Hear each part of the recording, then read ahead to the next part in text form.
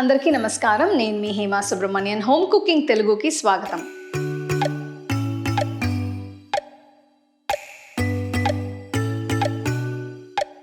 మనం లంచ్ బాక్స్లోకి యూజువల్గా చాలా ఈజీ రెసిపీస్ తయారు చేయడానికి ఇష్టపడతాం. ఇవాళ నేను మీకు ఒక టేస్టీగా ఫ్లేవర్ఫుల్గా ఒక పులావ్ రెసిపీ చూపించబోతున్నాను. ఇది పుదీనా పులావ్.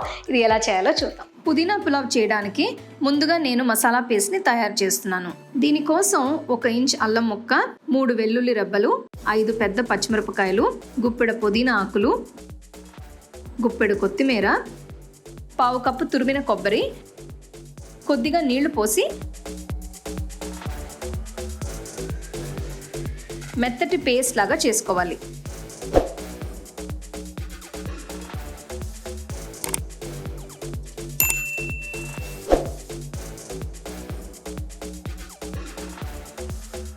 ఒక ప్రెషర్ కుక్కర్లో 3 టేబుల్ స్పూన్లు నెయ్యి వేస్తున్నాను.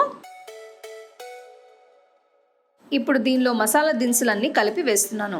ఇందులో బిర్యానీ ఆకు, దాల్చిన చెక్క, లవంగాలు, యాలకులు, అనాసి పువ్వు, జీలకర్ర, మిరియాలు ఉన్నాయి.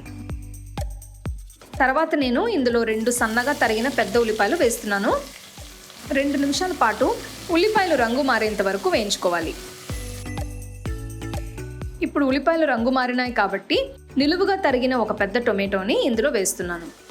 ఇంకొక 2 నిమిషాల పాటు వీటిని వేయించుకోవాలి. ఇప్పుడు మనం ముందుగా పట్టి పెట్టుకున్న మసాలా పేస్ట్ని వేస్తున్నాను.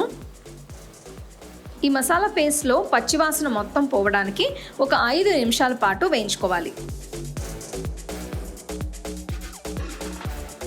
5 నిమిషాల తర్వాత పచ్చివాసన పోయింది కాబట్టి ఇందులో 2 టీ స్పూన్లు ఉప్పు వేస్తున్నాను.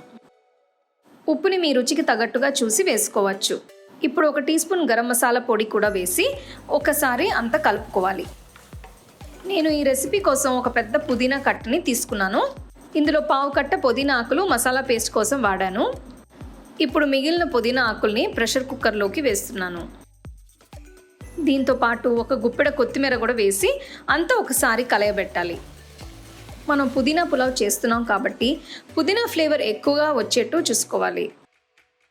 ఇప్పుడు 300 ml కడిగిన బాస్మతి బియ్యాన్ని ఇందులో వేస్తున్నాను. ఇది చాలా త్వరగా ఈజీగా తయారు చేసుకునే రెసిపీ కాబట్టి నేను బియ్యాన్ని నీళ్ళల్లో నానబెట్టలేదు.